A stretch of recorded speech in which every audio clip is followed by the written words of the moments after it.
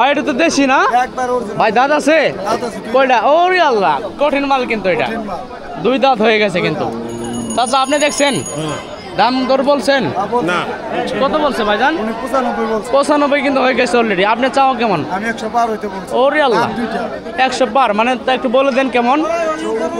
100 something plus হয়ে যাবো ইনশাল্লাহ হয়ে যাবো কি খবর ভালো আছেন আপনারা হ্যাঁ এটা এটা কেনা নিছে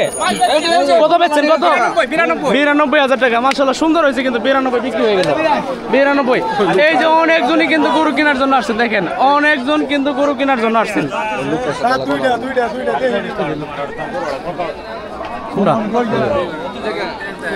চাচা আপনি ভালো আছেন গরু কটা বিক্রি করছেন আজকে কই থেকে আসছিলেন হ্যাঁ করেতলা এটা কোন এলাকা এটা না ঝগড়াচর আমি তো ঝগড়াচর গেছিলাম গত আড়ে দেখছেন কটা বেচছেন ওই আড়ে দুটো ঠিক আছে হ্যাঁ ধন্যবাদ এদিকে এই যে আরেকটা খারা সিংহের একটা দেশি আমরা আপনাদের আজকে মহিষের দাম দর দেখাবো ওরে আল্লাহ গরু আর মহিষ পাগলামি করে কিন্তু গরু মহিষ ভাই এটা কি অবস্থা মহিষের দাম কত চাইলেন এটা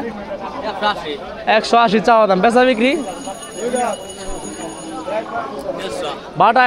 রেট 150 এই যে ভরপুর মাংস কিন্তু আপনি ব্যাপারী না কৃষক ব্যাপারী আপনি খুব সুন্দর মহিষ কিন্তু টাকা এটা তো আর হয় নাই পরে না